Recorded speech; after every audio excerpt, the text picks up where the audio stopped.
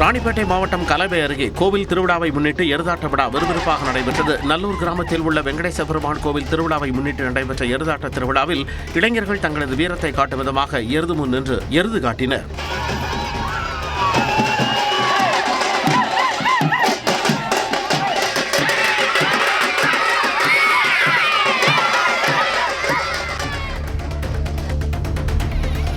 ராணிப்பேட்டை மாவட்டம் நல்லூர் கிராமத்தில் நடைபெற்ற எருது விடும் விழாவில் 2 கிராம இளைஞர்கள் மோதிக்கொண்டதால் பரபரப்பு ஏற்பட்டது.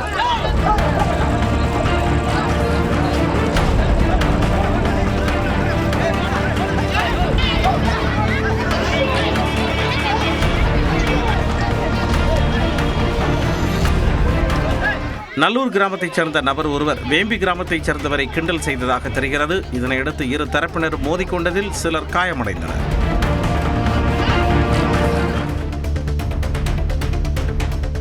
கோவையில் வர்த்தக சிலிண்டர்களுக்கு தட்டுப்பாடு ஏற்பட்டதாக கூறப்படும் நிலையில் திருமண மண்டபங்கள், உணவகங்கள் மூடப்பட்டு வரும் நிலையில் வாழை இலைகள் விற்பனையாகாமல் தேக்கமடைந்துள்ளன. தொண்டாமுத்தூர், காளாம்பாளையம் சந்தைகளில் வாழை இலைகள் தேக்கமடைந்துள்ளதால் விவசாயிகளும் வியாபாரிகளும் கவலையடைந்துள்ளனர்.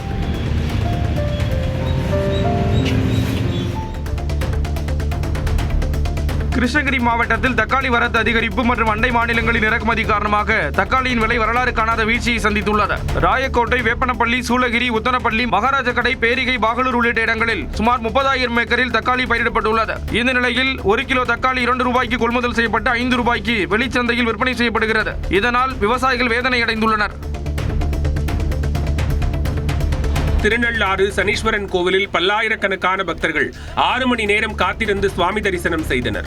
நல் தர்பாரண்யேஸ்வரர் கோவிலில் தனிச்சன்னதியில் உள்ள ஸ்ரீ சனி பகவானுக்கு நல்லெண்ணெய், மஞ்சள், பால், சந்தனம் உள்ளிட்ட பல்வேறு திரவியங்களால் சிறப்பு அபிஷேகம் செய்யப்பட்டு வெள்ளிக்கவசம் அலங்காரத்தில் மகா தீபாராதனை நடைபெற்றது. அதன்பின் சென்னை, திருச்சி, தஞ்சாவூர் என பல்வேறு மாவட்டங்களில் இருந்து வந்திருந்த பக்தர்கள் நல தீர்த்தத்தில் புனித நீராடி விட்டு வழிபாடு நடத்தினர். திருநள்ளாறு சனீஸ்வர பகவான் கோவிலுக்கு சென்ற நடிகர் யோகி பாபு தான் எழுதிய புதிய திரைக்கதையை சாமி பாதத்தில் வைத்து வழிபாடு செய்தார்.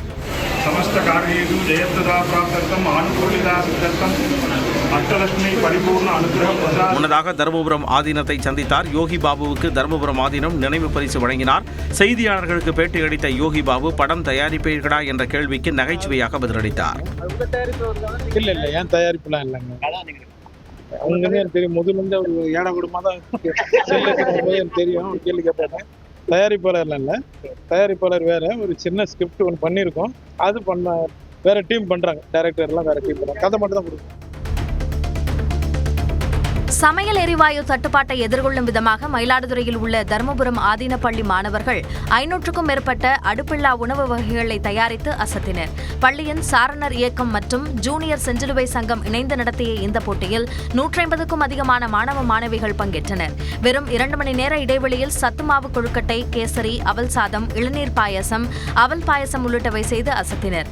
சிறப்பாக உணவுகளை தயாரித்த மாணவர்களுக்கு பாராட்டு சான்றிதழ்கள் மற்றும் பரிசுகள் வழங்கப்பட்டன. சேலம் மாவட்டம் சங்ககிரி அருகே கரும்பு தோட்டத்தில் கொத்தடிமைகளாக பணியாற்றி வந்த சிறார் உட்பட வடமாநிலத்தைச் சேர்ந்த 27 பேர் மீட்கப்பட்டனர். தேவண்ண கவுண்டனூரில் கரும்பு தோட்டத்தில் சங்ககிரி கோட்டாட்சியர் கேந்திரியா உள்ளிட்டோர் ஆய்வு நடத்தினர். அப்பொழுது மகாராஷ்டிராவைச் சேர்ந்த சிறார் உள்ளிட்டவர்கள் கொத்தடிமைகளாக பணியாற்றி வந்தது தெரியவந்தது. இதையடுத்து அவர்களை மீட்ட அதிகாரிகள் மகாராஷ்டிராவைச் சேர்ந்த இடைத்தரகர் சதாராபஸ் டோண்டே என்பவரை கைது செய்தனர்.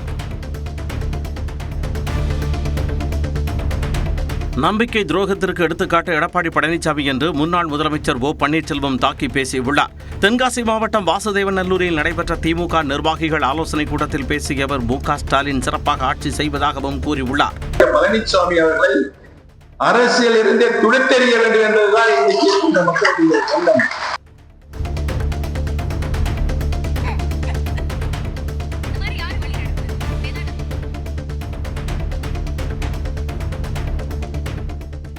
தேர்தல் நடத்தை விதிமுறைகள் அமலில் இருக்கும் பொழுது 5 லட்சம் ரூபாய் வரை வியாபாரிகள் எடுத்துச் செல்ல அனுமதி வழங்க வேண்டும் என தமிழ்நாடு வணிகர் சங்கங்களின் பேரமைப்பு தலைவர் விக்ரமராஜா கோரிக்கை விடுத்துள்ளார். தூத்துக்குடி மாவட்டம் கோவில்பட்டியில் பேசிய அவர், வணிகர்கள் கொண்டு செல்லும் பொருட்களுக்கு ரசீது இருந்தால் அதனை பறிமுதல் செய்யக்கூடாது என்றும் கேட்டுக்கொண்டார்.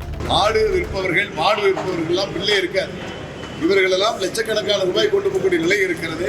ஆக குறைந்தபட்சம் 5 லட்சம் ரூபாய் எடுத்துச் செல்வதற்கு அனுமதி தரப்பட வேண்டும். சிலிண்டர் தட்டுப்பாடை கண்டித்து கடலூரில் சிலிண்டர்களுக்கு மாலை அணிவித்து மார்க்சிஸ்ட் கம்யூனிஸ்ட் கட்சியினர் போராட்டத்தில் ஈடுபட்டனர். அண்ணா பாலம் அருகே நடைபெற்ற போராட்டத்தில் 100க்கும் மேற்பட்டோர் பங்கேற்றனர். சிலிண்டர் தட்டுப்பாட்டுக்கு தீர்வு காண மத்திய மாநில அரசுகள் நடவடிக்கை எடுக்க வேண்டும் என அவர்கள் முழக்கங்களை எழுப்பினர். ஏழை மக்களுக்கு சிலிண்டர் இங்கே, ஏழை மக்களுக்கு சிலிண்டர் இங்கே. சேலத்தில் ஆட்டுச்சந்தையில் 5 கோடி ரூபாய்க்கு வர்த்தகம் நடைபெற்றது.